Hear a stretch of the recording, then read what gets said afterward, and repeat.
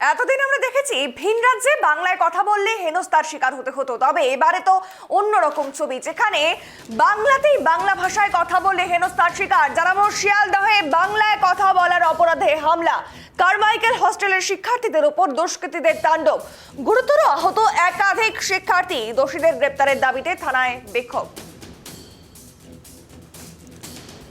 এই নিয়ে আরো বিস্তারিত কথা বলবো, টেলিফোন লাইনে রয়েছে প্রতিনিধি অভ্রদীপ। অভ্রদীপ, এতদিন আমরা দেখেছি যে ভিন রাজ্যে বাংলায় কথা বলে হেনস্থার শিকার হতে হতো, এবারে বাংলাতেই সেই ছবি, কি ঘটেছে? একদমই, দেখো, শিয়ালদহ অঞ্চলে বাংলা বলার অপরাধে কলকাতা বিশ্ববিদ্যালয়ের কারমাইকেল হোস্টেলের শিক্ষার্থীদের ওপর হিন্দিভাষী দোকানদার এবং উপস্থিত সামাজিক দুষ্কৃতীরা ব্যাট, হকি স্টিক, ছুরি দিয়ে ব্যাপকভাবে আক্রমণ চালিয়েছে এবং মারধর করেছে, তেমনটাই জানা যাচ্ছে। কারমাইকেল হোস্টেলের সাধারণ শিক্ষার্থীদের একমাত্র অপরাধ তারা বাংলায় কথা বলেছেন এবং ঘটনার পর কারমাইকেল হোস্টেলের সাধারণ আবাসিক এবং শিক্ষার্থীরা সম্মিলিতভাবে প্রতিরোধ তৈরি করে। প্রতিরোধের মুখে বাধ্য হয় এলাকা ছেড়ে পালাতে উগ্র হিন্দি আধিপত্যকারী দোকানদার এবং সামাজিক দুষ্কৃতীরা। গোটা শিয়ালদহ অঞ্চল জুড়ে তীব্র উত্তেজনা সৃষ্টি হয় গতকাল রাতে।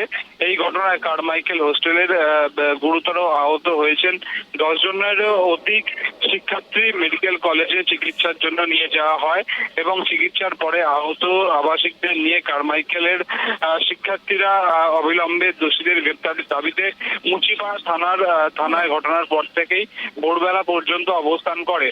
দোষীদের শাস্তিমূলক ব্যবস্থা গ্রহণের দাবিতে এফআইআর দায়ের করা হয়েছে এবং তাদের ছাত্রছাত্রীদের, শিক্ষার্থীদের সুস্পষ্ট বক্তব্য, বাংলায় কথা বললেই বাংলাদেশি বলে দাগিয়ে দিয়ে শারীরিক এবং মানসিক নির্যাতন, আক্রমণ শুধুমাত্র বাংলার বাইরে নয়, এ রাজ্যের বুকে একাধিক জায়গায় বারবার নামিয়ে আনা হচ্ছে। খুব স্পষ্টভাবে সাম্প্রদায়িকতা ও ভেদাভেদের রাজনীতিকে বাড়তি জমি ও অক্সিজেন প্রতিদিন দেওয়া হচ্ছে এই রাজ্যে। উত্তরবঙ্গ, মালদা, মুর্শিদাবাদ সহ একাধিক বাইরের জেলায় দেশে থেকে আসা বিশ্ববিদ্যালয়ের সাধারণ শিক্ষার্থীদের নিরাপত্তা প্রশ্নের মুখে পড়ছে।